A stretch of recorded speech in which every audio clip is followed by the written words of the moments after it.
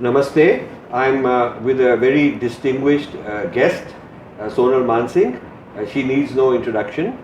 She's considered the preeminent dancer and representative and ambassador of Indian performing arts worldwide, has had a very long, distinguished career. Padma Vibhushan and Padma Bhushan, both very rare accomplishment. And of course, a very dear friend of mine. I will tell you how long I've known her and what I've learned from her. Thank you for coming. Pleasure to have a chance to talk to you in this way. Namaste to you, namaste to your wonderful viewers. And it's a great honor, privilege and pleasure for me, really, to be talking with you, speaking with you, Rajiv. I respect you a lot, I admire you a lot. Well, you know, 20 some years ago, Yeah. a mutual friend, Jagdish Kapoor, introduced us. You were visiting New York, and he said, you have to meet this person because of your passion, what you're trying to do. So we had a wonderful dinner in New York City. You remember that? I remember very well. And you told me a lot of amazing things about our tradition, about dance, and I was really interested in figuring out how we can promote our civilization in the Western world. And one point stuck, which I want to tell people, which you were the first person who told me that ever in my life, and that became a very important part of my own discovery of our culture. So you said, ours is the only philosophy that we dance. We dance our philosophy. And this is very interesting. You know, there is no Ram Leela for Christianity. There's no Bharatnatyam, no Kathak, there's no dance of Christianity. There's a theology, there's a philosophy. They have other dances, but they're not connected. Greek dance, Greek theatre, and you know, it's not about Plato's philosophy. It has nothing to do with that. Jews don't, certainly Muslims don't dance their, you know, anything to do with their equivalent of what we would consider to be their sacred text. So this was an interesting point you made, and I started thinking about it quite a lot. About that time, I was also studying a very prominent French scholar of Buddhism and neuroscience. He's a neuroscientist called Francisco Varela, who coined the term embodied knowing. He was a Buddhist. Later he kind of moved into took all that knowledge and secularized it, appropriated it, and turned it into neuroscience, neurophenomenology, called it his own, because he used a different jargon for it. So a whole lot of things that we would consider adhyatmic, he coined this term embodied knowing, that really the body is the knower, not just the brain, and contrasted with disembodied knowing, which is something in a text or something which is separate from the person. You know, so he was writing a lot about this, and then I started pursuing, you know, how our yagna works, how our rituals work, and the whole role of embodied knowing, yoga, tantra, all of that as sort of systems of embodied knowing, and performing arts in that way. So it influenced me quite a bit, and this is a topic I have covered extensively in my book, Being Different, this whole idea of embodied knowing. So I owe you for planting a seed 20 years ago. Thank you, Rajiv. I think this is a very interesting opening for me. As you rightly said, that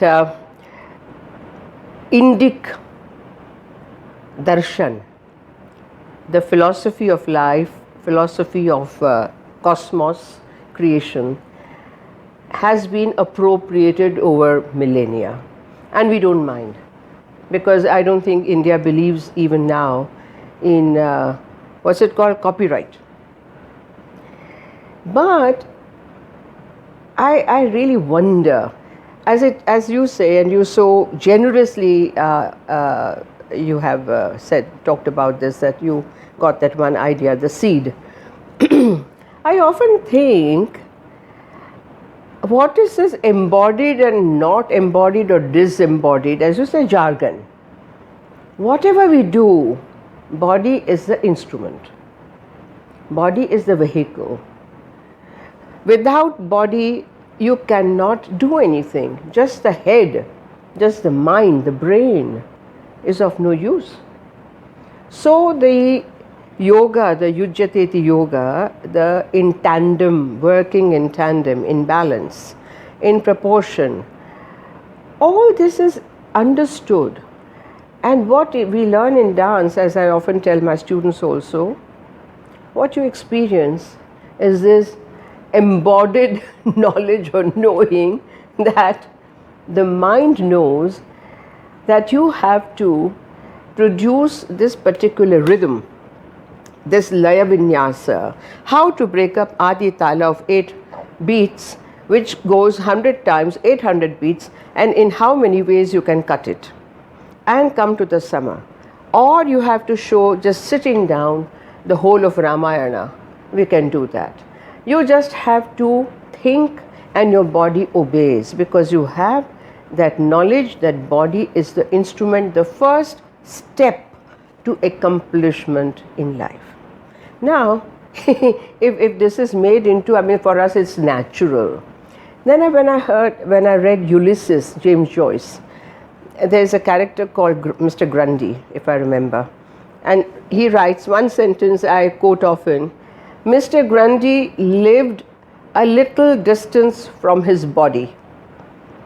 And I often say that in my lectures and demonstrations, that I look around and I see so many Mr. Grundys. Because they have no awareness. Disconnected with the body. Yeah, no awareness, no alignments. So I want to ask you a question here. Do you feel that people who are embarrassed of the body or have an inferiority complex of the body, maybe colonialism or slavery, they are kind of very self-conscious of the body in a negative sense. They wish they were someone else. They wish they were a white person or a taller person or whatever, and they have a kind of a not a very happy, still contented sense of body. Do you think it has something to do with that? I think there are two things. One is, of course, what you just mentioned. Other thing is about when you read the ancient literature, you look at the sculptures, look at the body. Even the women are either bare breast or just a very thin veil. And there is no, I mean, they revel, they celebrate the body. Very confident. Very, celebrate. So once the attacks began and once the foreign ideologies began coming in, more and more the women especially became confined within, inside, somewhere in their bodies. Knotted up. Yes. And the men also lost that confident gait, that confident look. It was all apologetic or number two citizen, being, and always rubbing hands and looking down, or trying to shrink, as it were. I do think that time has come. I mean, when I look at our Prime Minister, I feel so good. Look at him walk like a lion. And this is what is needed for generations. It is not just trying to do break dance and rock and roll. That anyone can do, even a monkey can do, I say. Right. But the awareness of what is the body, what it is capable of, and the body-mind, body-mind has become again another jargon. But the body-mind and the controlling factor of body-mind, keeping it in balance. What is that controlling factor? We have to consider that.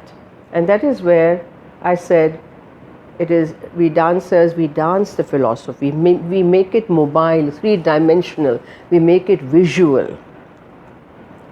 Because somewhere I'm aware of that factor, auchitya. What is uchit, anuchit? What is appropriate, not appropriate? What should be in balance, in harmony, in unity?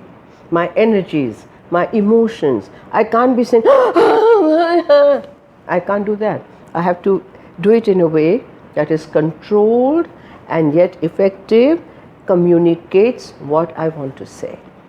So that control also is very, very important, which I think somewhere it is lost.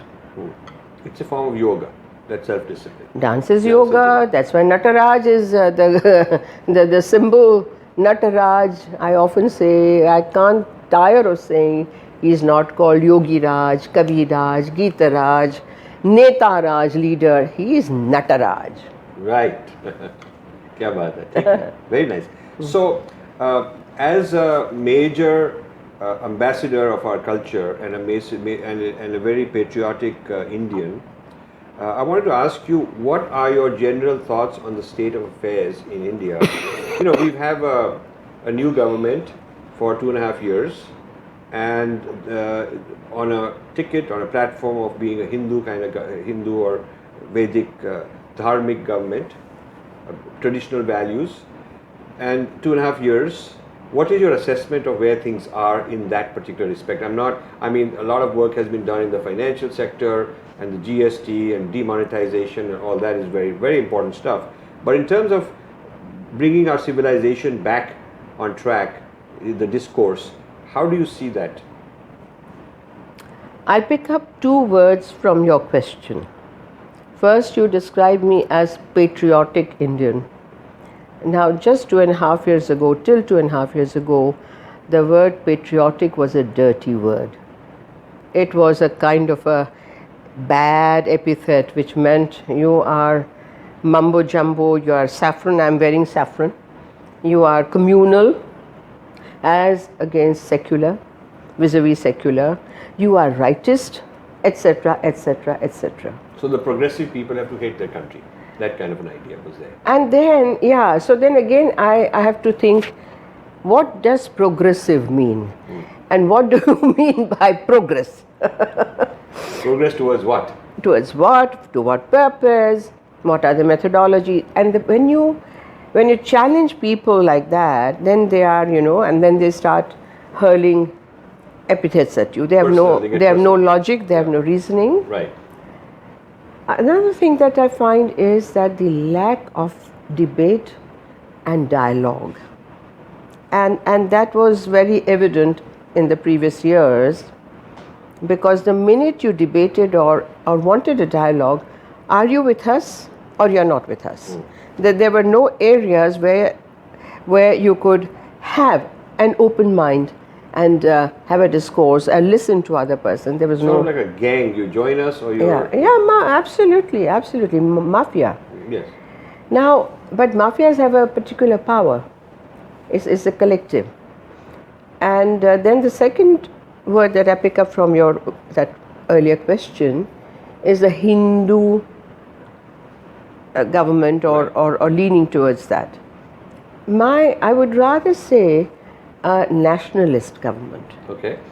A government which is led by people or by Prime Minister whose heart and mind are in the right place, because they are thinking only of the good of India.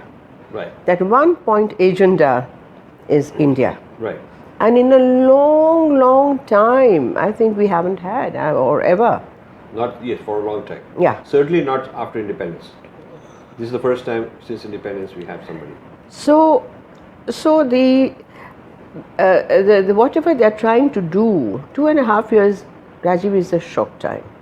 And as you know, very humorously he says, and we all say that we follow that, you want a hisab kitab of 65, 70 years now. Right.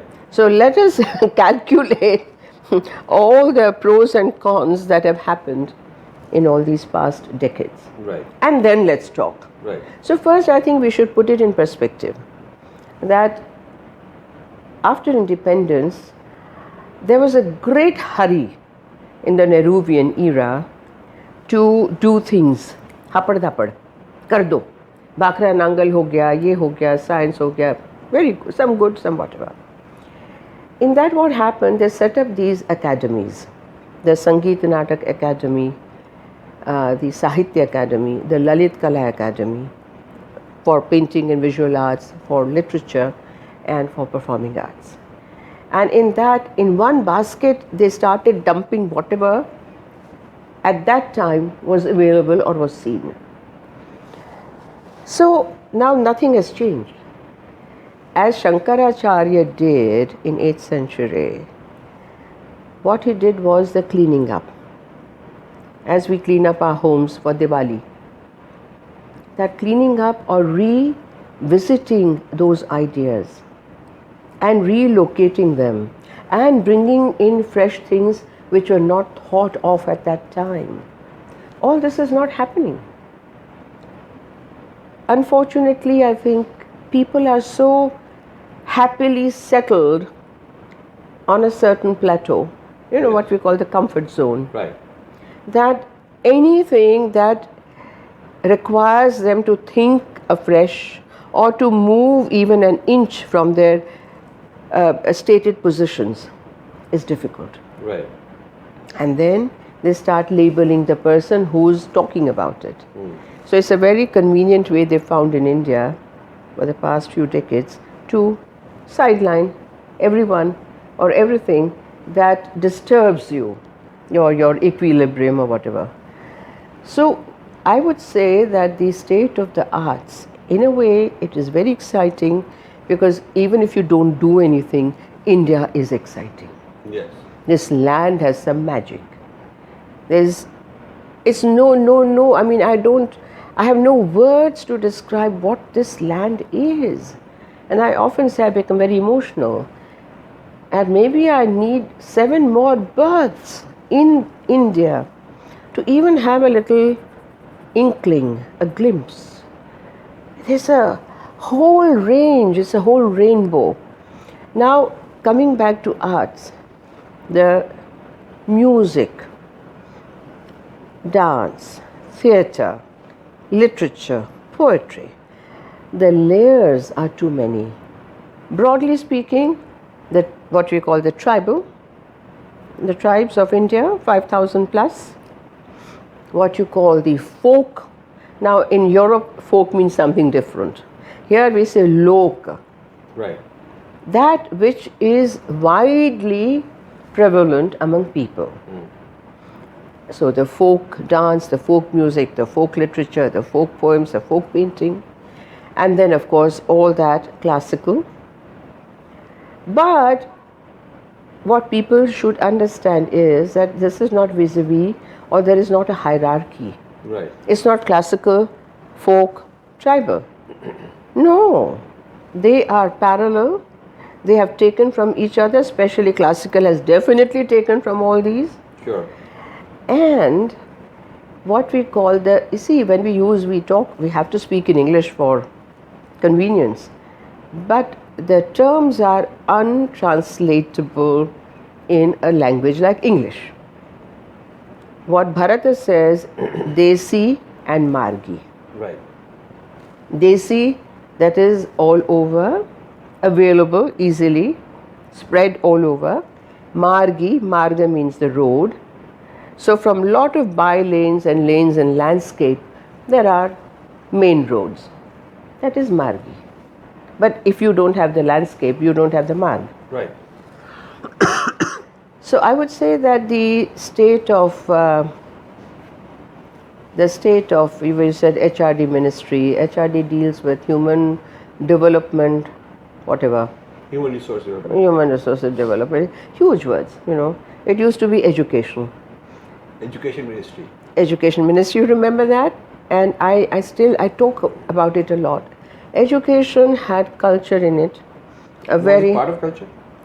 Education had culture. Including Culture was part of education.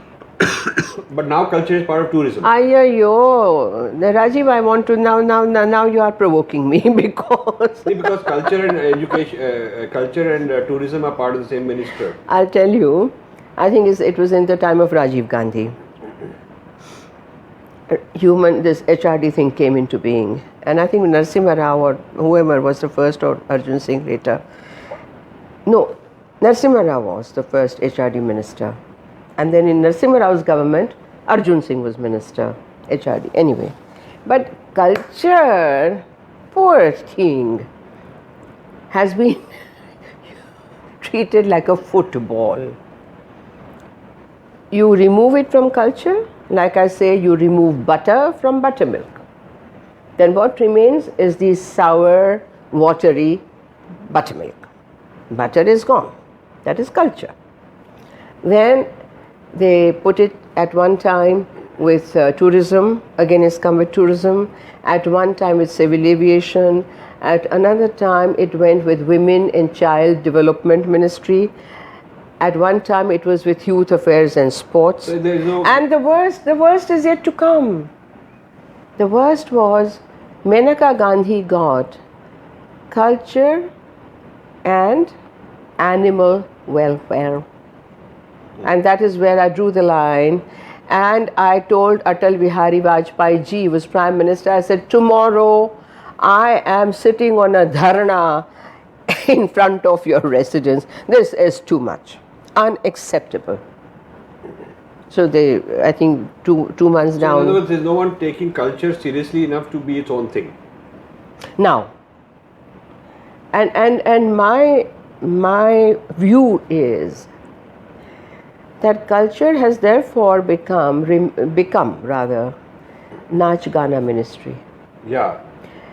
You know, anything, acha, festival kar do.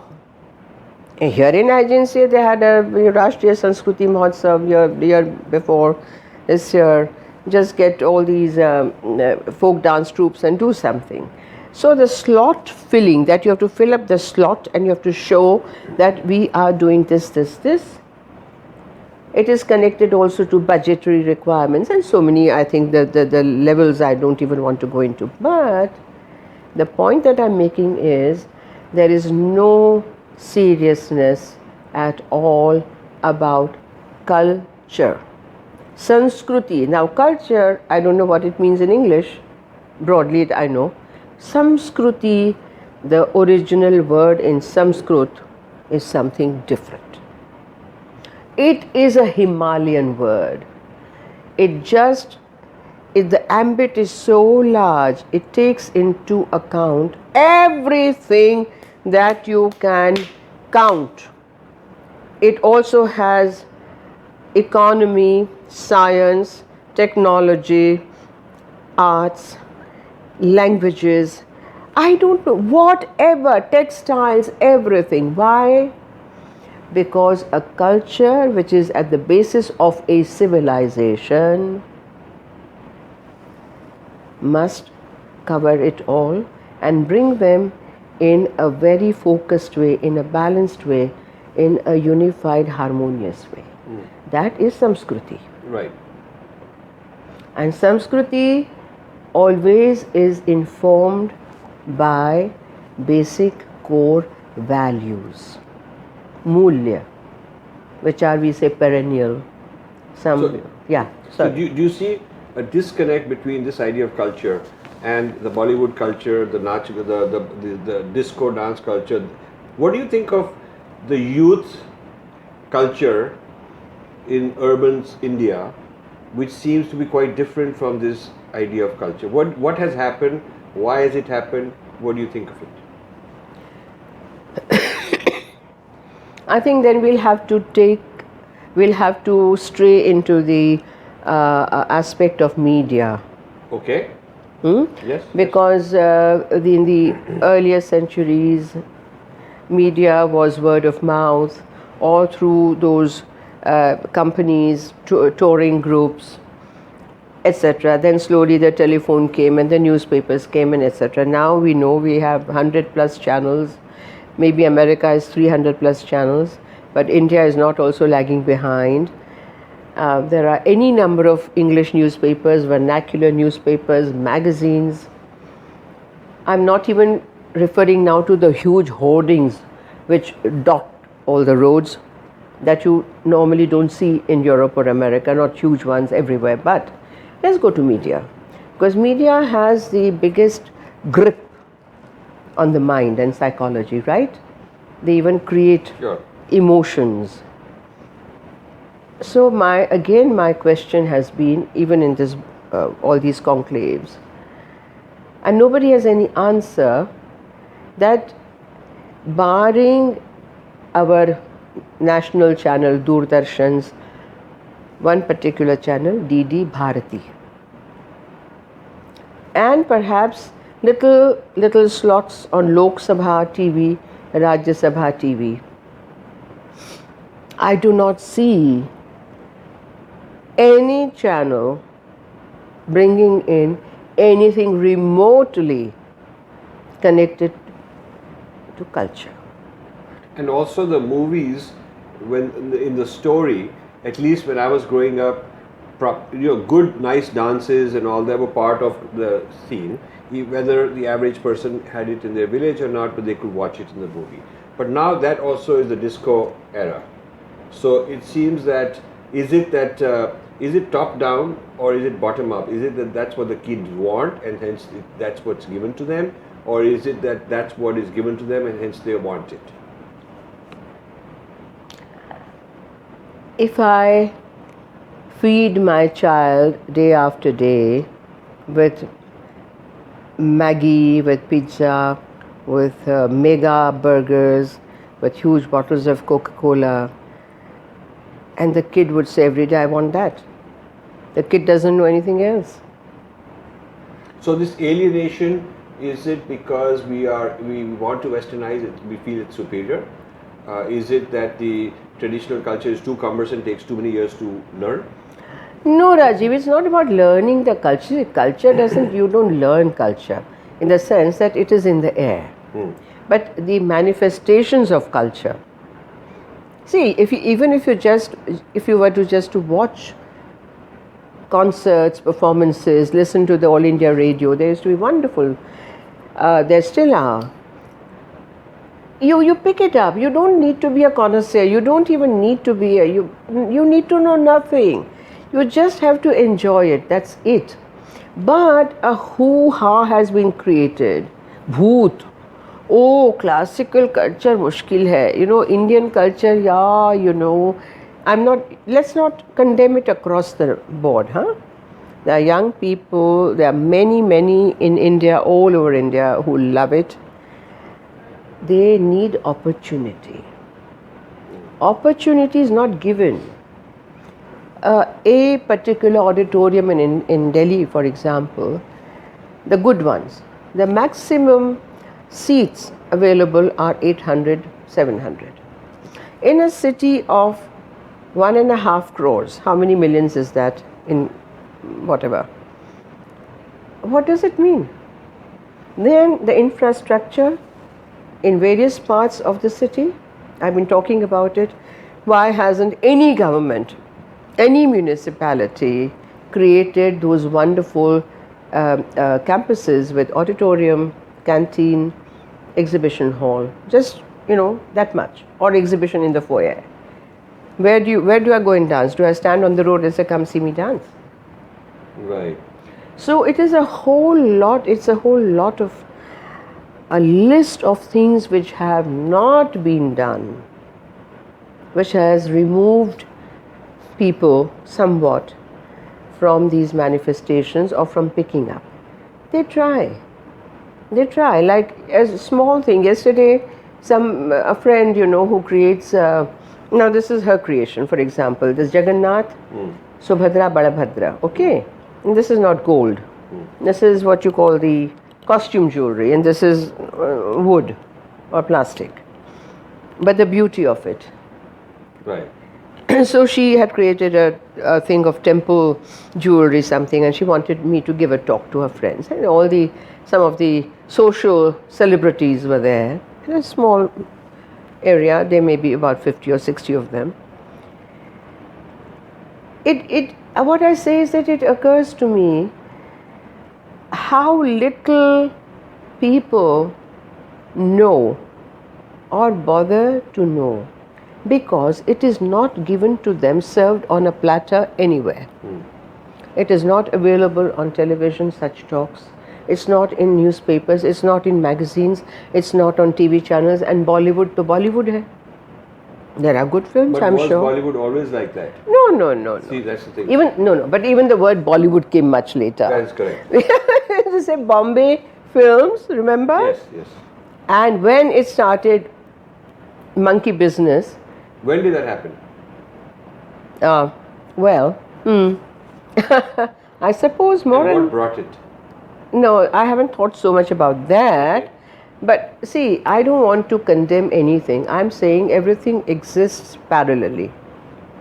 But there is a social responsibility on people who are earning millions and billions from people of this country. Isn't that a social responsibility? Yes, so all the billionaires have a responsibility to give back in a proper way. Yeah, businesses can give it back, but more the visual media, visual mediums, they have to give back because they are creating a whole bunch of groups, a whole lot of mentality, attitudes. All this is coming through that. Right. And of course, then you have, listen, Rajiv, I and you lived in such happy eras where we could read a lot. We had time to learn sitar and vocal music and pakhwaj and dance and paint and do Sanskrit and be the chief girl in school and do marching and learn to fire guns and do horse riding and read my grandfather's entire library. There was no computer, no mobile phone, no internet, no YouTube, iTunes, no. You agree? Yes. And at the slightest, Google karo. Arey baapre, what about this? Yeah, actually Google is atrophying the mind. People don't think they need to learn to Google kar lenge. And unfortunately, let me say it's a very good opportunity you've given me, that all of Google is not Brahma Vakya. There are a lot of mistakes. There are mistakes in my own biodata. I'm amazed. In my Wikipedia, there are mistakes. Factual errors. Yeah, in Wikipedia and Google. Yeah. And I'm very angry, but you can do nothing. But what I say is, even if this chowkidar sitting there was to write something on IGNC and send it to Google, it will feature there. Right. So what is that? Right. I mean, that is absolutely ridiculous. So basically, rather than quality, merit, authenticity and adhikar, it is whatever becomes popular, whatever gets more hits. And that means some completely nonsense thing, because it becomes popular, that becomes legit. Even that word hit, yes, is awful. Yes, it is. It is. Yes. Hit. Yes. Whatever. Hathoda, hammer, So what whatever. to do now? We live in this age. What And we do now. there are also benefits of it. It's not that firstly, the technology is what it is. It's got marvelous applications. It's for people who are content providers to take control of what the content will be. There need to be some policy. There need to be some leadership in the government and various other places. Yeah. Responsibility. So you've talked about leadership in the government. You've talked about responsibility on the part of media. And maybe education system. It's all about passing exams. Yeah, that's what I think we should talk about also. As I said, that culture was part of education. Textbooks were different. There was a lot more that education system gave you. Now it is, as you said, it's all about grades. Amazingly, even my own dance students, if I ask them, can you recite a poem? तो पहले तो हिंदी में तो आती नहीं है, आती है तो थोड़ी बहुत, some doha, some Akka Mahadevi, some anything, chut-put. It is not the mainstream. What is the problem with us? Then other thing is that the education system, I think, varies in different parts of India. Earlier, it used to, our classical, of course I studied fortunately in a Gujarati medium school. I'm a Gujarati. I didn't know that. Yeah, I'm Gujarati. So I wrote my matriculation in Gujarati. English only started from 9th or something. Then I went straight to Elphinstone College and I picked up English from that little dictionaries and Times of India. And I used to underline the words I didn't understand, ask grandfather or refer to the dictionary. But I never had any complex about it. And then of course I did German honors, BA German honors. But what I'm saying is that therefore in my school, classical music was compulsory, painting was compulsory, Sanskrit was compulsory, dance was compulsory, PT and exercise and sports were compulsory, and we had time for everything. We celebrated all the utsavs, festivals, and I mean it was such fun. And those school days and those years that have molded me, apart from learning on my own, dance at home and all that. I carry that with me. That's my earth. I stand on that. My Gujarati is perfect. Ahmedabad and we're, Are, તમે ગુજરાતી આટલું સરસ બોલો છો? Meaning you speak such good Gujarati? I say, what? Mansingh. So, Sonal. People don't think. Then when I say I'm a Gujarati, but the Ahmedabad Gujaratis do not speak good Gujarati. I even dream in Gujarati. I count in Gujarati. I know Akhao, Premanand, Dayanam, Narsi Mehta, everyone I've read. And I've read Befam, Ghazals, Amritlal Ghayal, Jhaved Chand Meghani. What's the big deal? Right. Hindi, Right. Sanskrit, and So now tell me, where are things? Given where things are, I think we had a good discussion. So, what is the matter? What do you think? Where would you put your finger on? oh where the issues dear, are? what is the matter? Oh dear, remember that song? No, then you have to put your finger on a few things. You have to use 10 fingers. Right.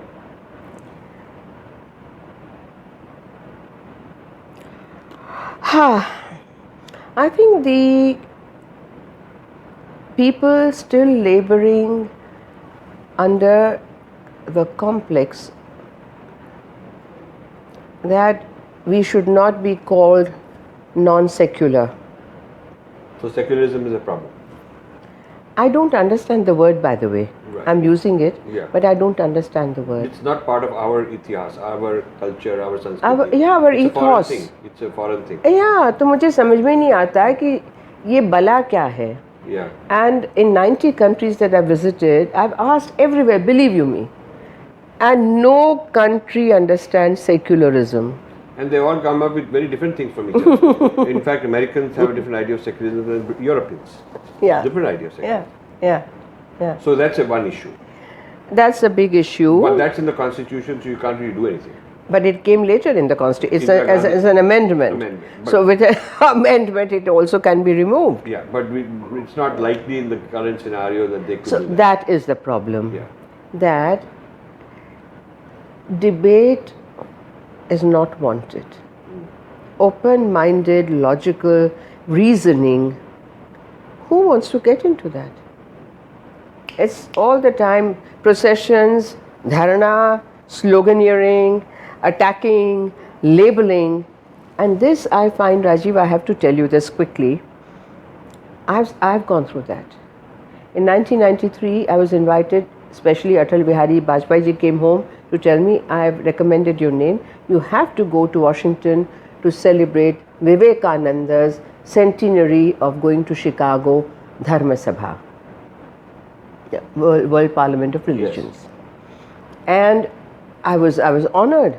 3 days my musicians stood in the queue at American Embassy. They were not given visa.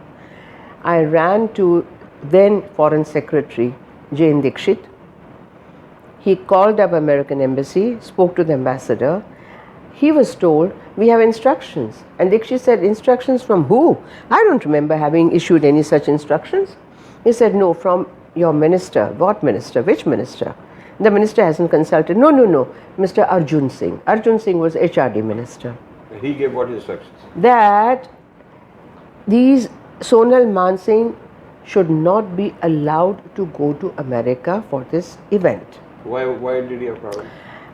Unbeknown to me, or I didn't even bother to, Atalji had told me, and it was organized by the Vishwa Hindu Parishad of America. They also invited Hari Prasad Chaurasia, the the great flutist. They invited Anup Jalota, the bhajan singer. They invited Anuradha Paudwal, the bhajan singer, and Shatrugna Sinha was going as MC. Right.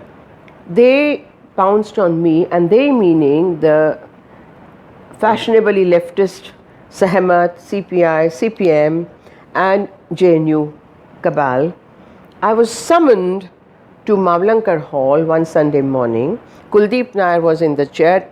Actually, there was only one chair on stage and he was seated in it. He was the chairperson. And with Kaifi Azmi, Shabana Azmi, Swami Agnivesh, etc., the hall was full to the brim. I was asked to give my the reasoning and my logic, why I was becoming communal, why I had accepted the invitation, and that I should not be allowed to go. So Vivekananda was communal, or were you communal? Vivekananda didn't matter, I didn't matter, it was Vishwa Hindu Parishad which was organizing it, as I understood later. Right. And then I said, well, I'm sorry, but I will go.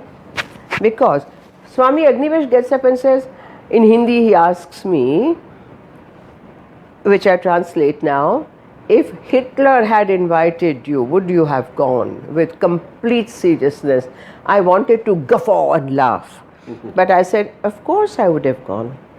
Because I would have changed his heart and his mind with my art. And then I said, unless I'm given a specific brief or an agenda which goes against my grain, I travel round the world taking the message of my beautiful art. And I walked out. And there was a hue and cry. From that day I was dubbed Saffron. And I said, I love saffron. Why don't you throw ink at the sun? You know? Yeah. So, and then of course, you know what happened? I never got a government accommodation. I never got Padma award right from 75 when I had spoken against emergency Indira Gandhi, and I refused to dance in their jamborees. So I have gone through the whole gamut, Rajiv. And when UPA 1 came with 64 MPs, members of parliament of CPM, the Communist Party of Marxists, whatever. Right. I was then chairman of Sangeet Natak Academy. They came with their timetable and agenda. Isko hatao, usko hatao, Sonal ko hatao, and they put their own people. Like, I mean, without any, not wasting a minute. The point, Rajiv, is we come back to what you asked. Secularism is, of course, a huge thing, but also these parties which have ruled, this party which has ruled India for a long time, they have learned their lessons. They have their agenda, their timetable, their people all ready to take over. And the BJP doesn't. BJP doesn't. BJP is nice. They're very nice. Hello. How does that help? What do you think of that? Now we are touching the issue. Nice people, good-hearted, honest, genuine, good intentions. But what do you think of the professionalism, the competence, the merit to do some jobs, some serious jobs? And that is not to say that professional, competent people, serious people are not nice people. Of course. Because Of course. But the point is that those who are nice, honest, ethical, among them, you know, people who are not just hardworking and well-intended, but also very good at certain jobs, and not things like finance and all, where things are going very well. I mean, they're making a lot. No, we are now, I think, confining ourselves to this field of this field, human resources and culture and education. Correct. So, Yeah. Absolutely. See, Rajiv, the transition, I would say, the transition from easy culture. कहीं भी खड़े हो जाओ, dance कर लो, गा लो, you know, you can have a little महफिल in your own house and somebody can start dancing. That's okay, like you have house concerts in the West also. Right. But even there is certain discipline if you observe. There's a certain maryada, there's a certain respect. I think here it has become free for all now. And that free for all, because in art, on one hand, quality, merit, that pakad, that tapasya, sadhana, that counts, that shows, and that should show, because that is representing the art. Right. You cannot have democracy in art. Right. You cannot have democracy in It can't art. be just anything goes. And that's what's happening. Yes. That's what's happening. Yes. I think that's the disease of postmodernism, which says anything goes, you can interpret anything any way, you can make up whatever you feel like. The famous thing, there's a dot and a big white canvas and everybody's standing and the art critics are, and then one critic wrote, it is a black cow in a huge field where other cows have already grazed and gone. Right. So, but I want to tell you a little story. Do we have time for that? Yeah, we tell story. We talk about perfection and professionalism and all. This is my favorite story. Uh, the word perfection actually does not exist in Indian art. Why? Neither purity. Because desha kala nusari. The core remains the same, but things change outwardly according to time and place. Yes. That is one. So what you call purity is Ganga pure, by the way. So the second thing, that was one, and the second, the perfection. The word perfection. Now that word perfection doesn't occur anywhere. Perfection is divine. There may be a moment where you hit perfection and audience, there is a collective sigh, there is goosebumps. That is the moment that you have collectively touched, or the artist has touched. Ek swar laga, yeah, some movement or a moment of silence, something. So the emperor of Tang dynasty in China, he was learning painting from a great master. And for 25 years, he only made the emperor paint dragon. You know how it is. With that handmade ink and on the rice paper, you make your own paper, you made. One day, the emperor fell on his knees and very humbly had a submission, had a question, if I dare to ask. And the master said, ask.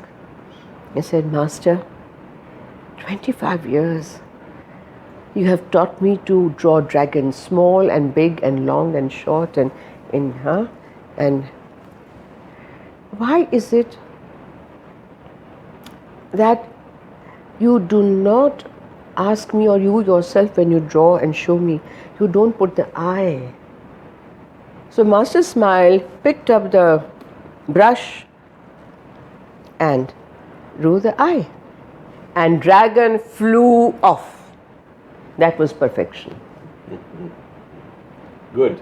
Beautiful. Yes, good story. Good story. Yeah. So, where are we in terms of getting there? Drawing the eye, never. But from where we are, no, I think, Rajiv, a lot of things will have to be done parallelly. And first of all is the awareness that things are not going well. Yeah, there's a denial of the There's problem. a denial. There's a कि आप क्यों criticize कर रहे हैं? Do you hear that a lot? I'm always called मुंहफट in my younger Because days. you want to. And now also people are, now, I mean, for the past so many years, I've never changed my stance or my. See, my grandfather told me when I was 17, darling, never compromise your self-respect. Always speak what you think. But keep in mind, and I have never denied that, I'm ready to listen to you, I'm ready to hear him, I'm ready to argue, I'm ready to respond. But A, I will not stand putting me down. B, just because somebody happens to be a minister, somebody happens to be a bureaucrat or something, so what? And I'm sorry, I'm bold enough to say that you will not be on that chair next year maybe. I've been there for years, I will be there for years to come. I traveled around India, everybody knows me. Who knows you? The minute you get off that red batti gaadi, who knows you? No, these things need to be talked about. There's so much of ego. Right. Rajiv, there's so much ego. I can't stand it. And the third thing, let me tell you, woman. Yes, tell me that. That's an important cause you have, yes. Yeah. It's a cause, not a cause, it's my observation and it's my, the way I am, that nobody dares cross my path because I've always stood firm. But the position of woman, again, is Compared to before? Compared to before, 10 years, 15 years, I don't know, maybe. But traditional? No, I don't know what is tradition. Which tradition? Earlier eras? See, North India, Northeast India, nobody talks about that. The saris from Assam. And I've been going to Assam from 70s. I'm a great devotee of Kamakhya. All of Northeast, the Mizos, the Nagas, maybe they've turned Christian, never mind. But Northeast, there's so much respect for women. Women are, shoulder to shoulder in everything, traditionally, even now. In pockets of South India, in pockets of Gujarat, there are pockets now. In Kerala, we used to say, Kerala was matrilineal. What was matrilineal? That mother's brother had all the adhikar. He took over. So there was always a man. See, we should not misinterpret or misunderstand that I or anyone who talks like this is against man. What is there to be against? We are all together in this srishti. We are the two poles. And cosmic rhythm is made of this. Purusha Prakriti, Shiva Shakti, yin and yang. It's all very good to talk.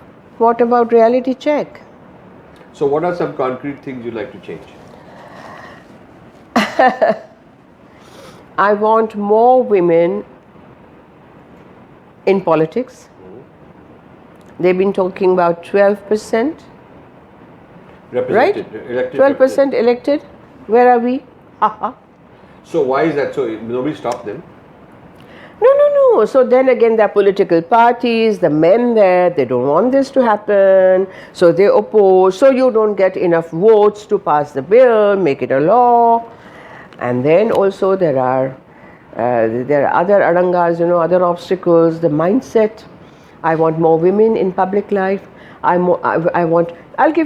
talked about that in Bhopal. I said, take for instance Ministry of Culture. About 49 organizations under that umbrella.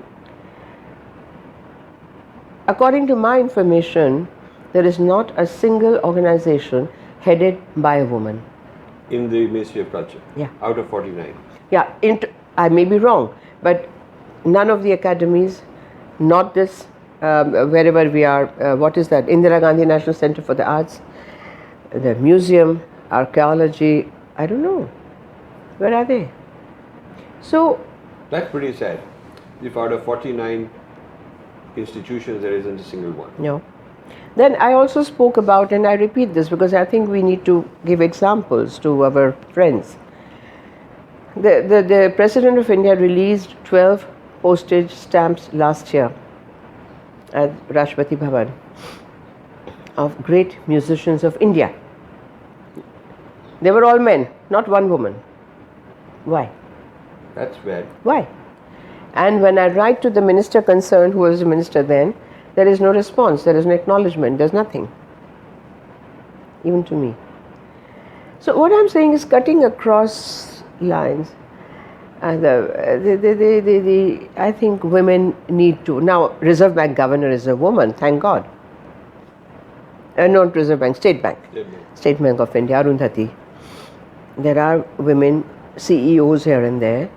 But while we are talking of the government, the bureaucracy, because these are the Mai Baap even today. Where are the women? How many women ministers? How many women bureaucrats, secretaries? How many women governors? So this is a very important point. This is a very valid point. Somebody should put out the statistics. There's a big issue there. Yeah. There is an issue there. And then the mindset. I will again come to this that, the great saints of India, Kabir, Tulsi, Sur, always, the same, or Vivekananda, Tagore, Gandhi, Ambedkar. I say Laleshwari, Sakhubai, Janabai, Mahadevi Akka, Mirabai, where are they? Rani Gandalu of Nagaland, Kamala Devi Chattopadhyay, Sarojini Naidu, Kasturba Gandhi, and so many. Ramabai Ranade, where are they? Ille. People don't even know the names. Why? That's very important. A single statue of any woman in Lutyens zone Not a or anywhere. Yeah. And there is a half or 1 kilometer of kilogram, I call that, kg marg, Kasturba Gandhi marg. That's it. Full stop. No. I feel there is a huge This is a very serious problem. deficit in thinking and therefore in execution. Right. So that's where we are. Good. But when it is Naatya-Katha, you can't do without the female, because God has given her that ability, that power, that beauty, without which human life would be like a desert. Good. I agree with you. On that note, I want to thank you, and we'll do some more of these because now we have this technology, and I really I enjoy learning and talking to great masters like you. Such a pleasure, Rajiv, such a pleasure. And by the way, you have blessed me now, great master, maybe one day. At the moment, I'm still in the learning process. That's a sign of being great. Always learning. Namaste. Thank you very much. Namaste.